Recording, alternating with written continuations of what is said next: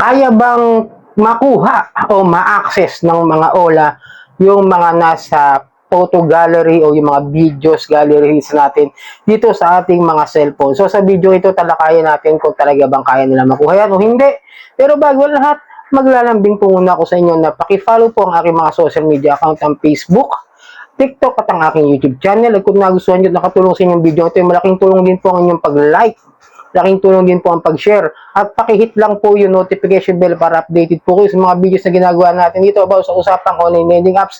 Disclaimer, hindi po ako nang hihikayat na kayo ay mangutang dito sa mga online loan apps. Excuse me. Hindi po ako promoter.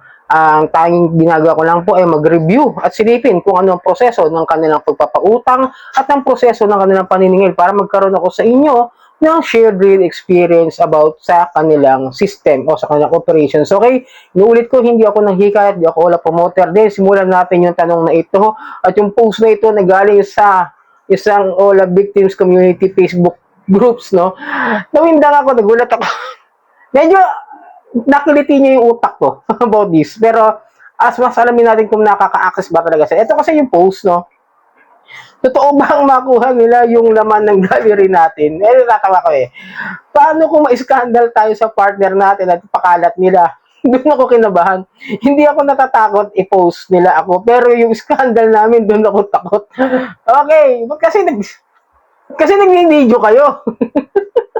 Pero naka-anonymous naman siya. No, medyo talagang makiliti niya yung utak. Baka mapanood ko kayo sa mga porn sites. Diyos me. Pero sige, alamin natin, no? By my experience at sa mga sinabi sa amin ng mga mga mass filings ng mga kapulisan o ng mga nasa ahensya ng gobyerno, kung pwede ba nilang ma-access yung gallery phones, ha? Hindi pa yung mismo talaga pinaglalagay ng ating mga pictures, okay?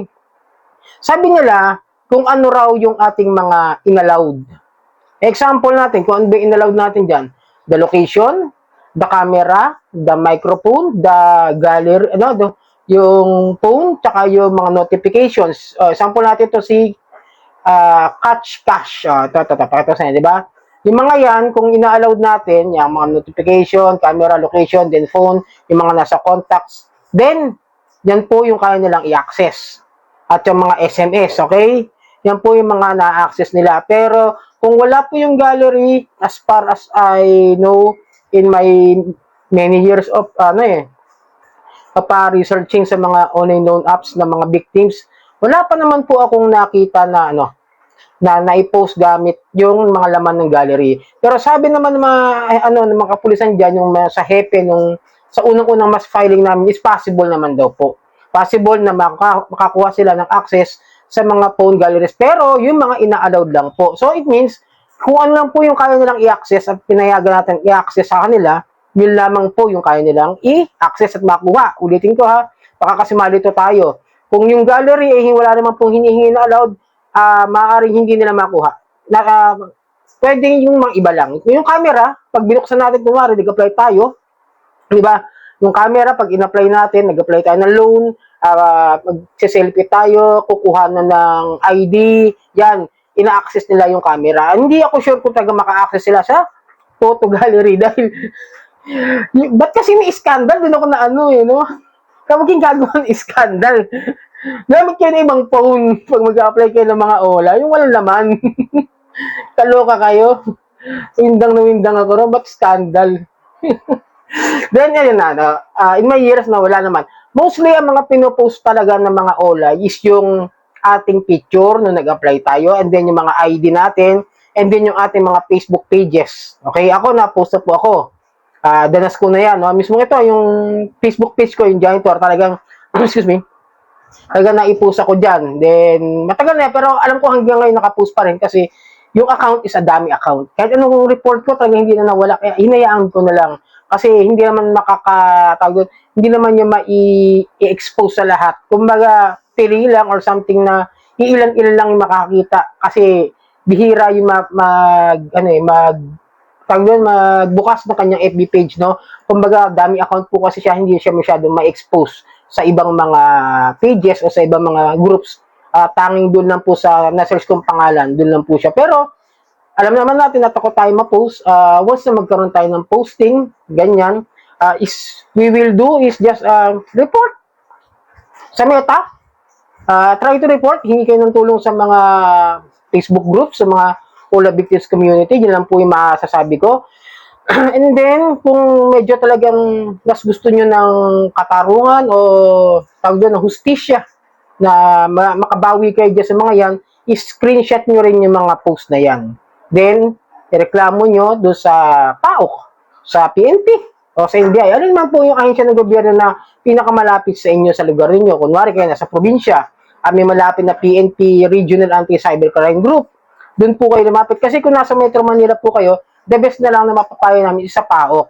Kasi po ito yung kadalasan na pinupuntahan ko na nito mga nakaraan. Pero pwede naman po kayo sa PNP Anti-Cybercrime dito sa may Camp Crame o dyan sa lugar ninyo. Kasi dito sa NCR, meron din dito sa Caloocan, dyan sa may 10th Avenue, sa yung City Hall ng Caloocan, meron dyan PNP Anti-Cybercrime. Meron din sa NBI. Depende kung saan kayo malapit. Ulitin ko screenshot nyo kung gusto nyong mahuli o something.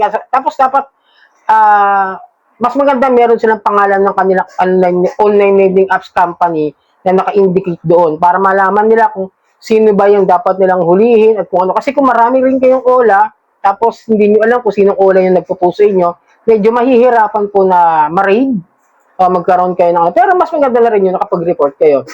Even sa sa Meta naman, ewan ko kayo kay Meta, kahit anong report, no? Ang dami kong report ng mga ng mga na-post. Ang tagal. Talagang hindi basta-basta matanggal yung Facebook page. Tapos, anong nangyayari? Natatanggal lang yung mga picture, pero yung mismo Facebook page ng OLA agent is hindi po matanggal. So, kung nag-aalala kayo na ma-access is possible lang po. Pero, in my years of researching at saka pag-aaral dito sa mga online lending apps ko, ano yung mga na-access nila, kung ano lang po, ulitin ko, kung ano lang po yung ina-access nila, yung ina-allow ninyo, yun lang po. Tandaan nyo, kunwari, si SMS, yung mga text messages, masisilip nila yan. O, si phone contacts, masisilip nila yan. Camera nyo, once na binuksan ninyo, yun po yung mabubuksan nila, yung access sa camera. Yung location ninyo, ma-access din naman nila yan, location. Pero, I doubt na makapunta pa rin sila dyan kasi sabihin mo ma-access nila yung location, no? Di naman nagpupunta yung basta-basta, kaya kahit nakabukas yung location ninyo, at sasabihin, alam na namin yung location nyo, wala naman Sa tagal ko may mga pending din ng mga naging utang sa ibang mga OLA. At nasubukan ko rin naman ng ibang mga OLA this past few months, no? Yung mga nangaharas. Wala naman pong nagpunta sa bahay namin, either yung mga naggugulo, yung mga nagpapadala ng kung ano, wala naman pong dumating. Hindi ko naman na-experience yung ganyan kalala na mga pagpapadala ng mga kabaong o bulaklak ng patay yun. Wala akong naranasan ganun, mga kadyani. Pero, ulitin ko, huwag kayong gagawin scandal tapos mangungutang kayo sa OLA. Baka ma-access nila yung camera pag ginagawa nyo yun, tapos andyan yung online lending apps ninyo.